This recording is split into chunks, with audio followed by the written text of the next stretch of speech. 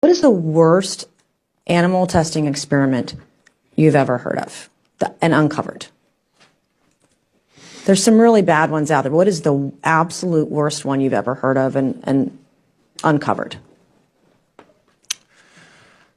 The kitten cannibalism was pretty horrendous. Breeding kittens just to force them to eat cat meat and then killing them even though they were perfectly healthy after they collected their feces out of a litter box. I mean, that's literally what was happening. They were doing that to thousands and thousands of kittens. The DOJ, until recently, was stabbing, shooting, and blowing up live animals for training exercises. We were able to cut that and defund that.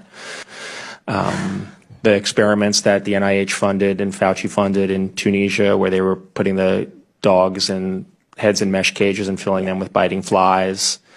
Yeah, there's a lot of nightmarish stuff that we're being forced to fund, and taxpayers don't like it, and they don't even know how bad the situation is. If they did, they would be, marching in the streets. Yeah. And Dr. Luck, a question for you. What are the prospects of a drug therapy that fails animal testing? Is it likely to receive regulatory approval?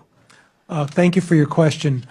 I'm not an expert on the drug development process, but the way you've described things, I think if the drug would not make it through the tests that are required, it would not be able to be in the market.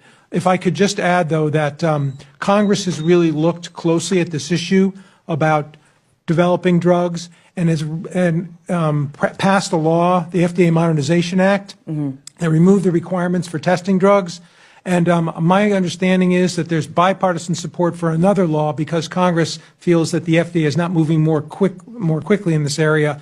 That is the FDA Modernization Act 3.0 that would force the agency to really pay a lot more attention to using alternatives. Okay, and then Ms. Baker, before I hand it over to Ms. Boebert, I love your idea of revisiting the Animal Welfare Act. I would be open to working with you and finding that language and doing a bill that would insert that language to define what an animal is. I think it's very important. I'm all about small parts, big difference. Of course, I would like to eradicate animal testing altogether, but that seems like an easy win that we could work on together in a nonpartisan manner. So I would love to talk to you about that, and I will yield the last 2.5 minutes to Ms. Boebert.